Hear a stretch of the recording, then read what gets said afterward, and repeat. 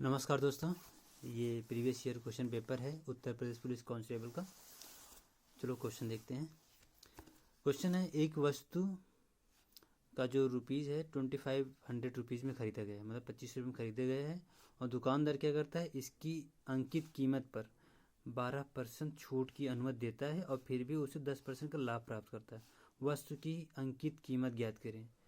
दोस्तों, क्वेश्चन करने से पहले आपको सबसे पहले क्वेश्चन को अच्छे से समझना पड़ता है कि क्वेश्चन में क्या कहा जा रहा है। ठीक है, तो 2500 रुपये उसने खरीदी है। दुकानदार ने क्या किया, 2500 रुपये खरीद के लाया है, और दुकानदार इसकी अंकित कीमत मतलब कि उसने कुछ जितने खरीदा है उसमें कुछ पैसे ऐड करके एक अंकित मूल्य बनाया होगा।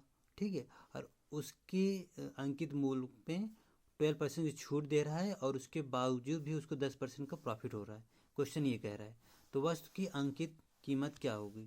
तो दोस्तों, इसको कैसे करेंगे, देखो सबसे पहले देखो 2500 रुपीज़ है। ठीक है, अब इस पे प्रॉफिट हो रहा है ना आपको। जब प्रॉफिट हो रहा है तो आपको ये पता होना चाहिए, जब प्रॉफिट जब निकालते हैं तो कॉस्ट प्राइस पे प्रॉफिट और लॉस क्या किस पे आता है, कॉस्ट प्राइस पे होता है। तो 25 है कॉस्ट प्राइस, मतलब जिस पे जो अमाउंट आप जिस अमाउंट पर आप खरीदते हो, ठीक, क्रय मूल्य बोला जाता है। तो 2500 पर अगर प्रॉफिट होता है तो 100+10 110 110 अपॉन 100 करना पड़ता है। प्रॉफिट हो रहा है ना। अगर लॉस होता है तो हम लोग 100 में 10 माइनस कर देते। अब इक्वल देखो, अंकित मूल्य मान लो यक्स है, क्या है, अंकित मूल्य मान लो यक्स, और यक्स में कितना डिस्काउंट हो रहा है, 12% का। कितना डिस्काउंट हो रहा है, 12% का। तो कुछ किसी चीज़ का 12% डिस्काउंट हो रहा है, तो अगर 100% कोई चीज़ है अगर उसमें 12% डिस्काउंट हो रहा है तो 88% ही तो बचता है। तो यक्स क्या क्या करना पड़ेगा आपको, यक्स का 88% करो। ठीक है, अब इसको सॉल्व करोगे तो आपका आंसर आ जाएगा।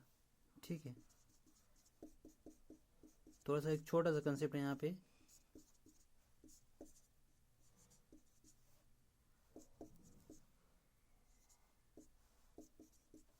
यहाँ पे ये वैल्यू आ जाएगी। तो थोड़ा सा आपको ये समझना पड़ता है कि परसेंटेज कैसे करते हैं। एक छोटा सा कंसेप्ट यहाँ पे, कोई भी चीज़ प्रॉफिट होती है या फिर लॉस होता है तो हम लोग जो हमारा कॉस्ट प्राइस होता है उसके रिस्पेक्ट में हम लोग क्या करते हैं, चीज़ों को मेजर करते हैं या देखते हैं, उसके हिसाब से निकालते हैं। ठीक है, और आपको एक छोटा सा कंसेप्ट याद रखना कि जैसे अगर कोई चीज़ जैसे 500 रुपीज़ है, ठीक है, आपको बोला जाता है कि इसमें 20% का प्रॉफिट हो रहा है तो सेलिंग प्राइस कितना होगा। तो 500 आपका कॉस्ट प्राइस है, 20% का प्रॉफिट हो रहा है तो आप 120 अपॉन कर देना, इसकी जो वैल्यू है वो सेलिंग प्राइस आ जाएगी। अगर बोला जाएगा 500 रुपये उसका क्या है, कॉस्ट प्राइस है, और उसमें 10% का लॉस हो रहा है, 10% का लॉस हो रहा है, तो क्या करना, 100 में 10% का लॉस हो रहा है। कोई चीज़ होती है ना तो वो टोटल हम 100% होता है। तो 500 रुपये कंप्लीट है, उसमें 10% का लॉस हो रहा है, तो 90% निकाल लो, तो हमारा सेलिंग प्राइस हो जाएगा। ठीक है, तो एक छोटा सा कंसेप्ट है यहाँ पे प्रॉफिट और लॉस निकालने का।